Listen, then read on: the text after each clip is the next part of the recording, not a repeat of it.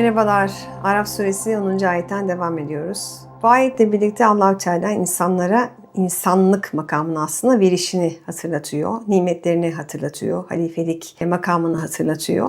Bu hatırlatmalar da yine Kur'an'da çok bahsi geçen hatırlatmalar. Zaman zaman Rabbimiz maalesef az şükrettiğimiz için, nimetlerin farkına varamadığımız için bize bu verdiği nimetleri hatırlatıyor. Bunu bazen yağmur hatırlatarak yapıyor. Bazen size Resuller göndermedik mi diyor. Size yerden şöyle nimetler bitirmedik mi diyor.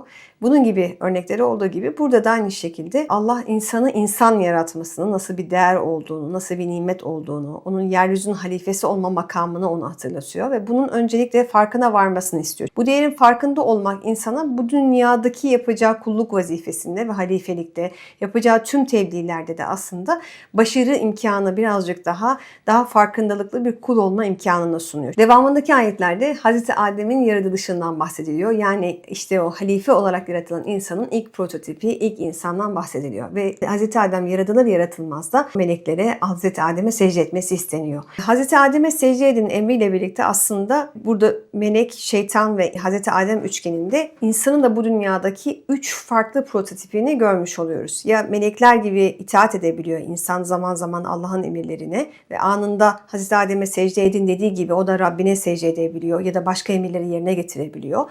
Ya da Allah muhafaza şeytan gibi isyan edebiliyor, baş kaldırabiliyor. Hatta bu baş kaldırısını bizzat Allah tarafından yapılmış gibi Allah'ı suçlayabilen bir hadsizliğe gelebiliyor. Ya da Hazreti Adem gibi tam bir ortada ve kibre kapılmayan, Allah'ın verdiği nimetlerin, şükrünün farkında olan ve bunların kendisinin olmadığı bir övünce kendisini asla itmeyen bir ortada vasatta duruyor. İşte insanın durması gereken karakteri de burası belirliyor. İnsan neyle övünebilir? Aslında hiçbir şeyle övünemez. Çünkü insan şükreden bir varlıktır.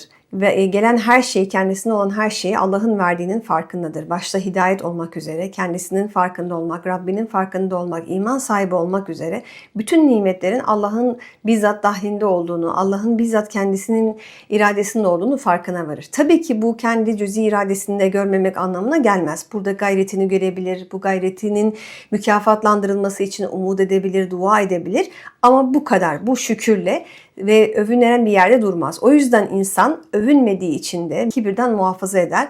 Bu yüzden Rabbimiz Kur'an'da kibirden çokça bahseder, kibirli olmamaktan bahseder ve Müslümanlığın yani iman edenin zıttını aslında kibirli insan tasavvuruyla ortaya koyar. Biz de hesaba çekilmeden önce kendi nefsimizi muhasebeye çekebilir ve kibirden ne kadar uzağız, ne kadar bazı şeyleri kendimizden biliyoruz bu konuda kendimizi sorgulayabiliriz.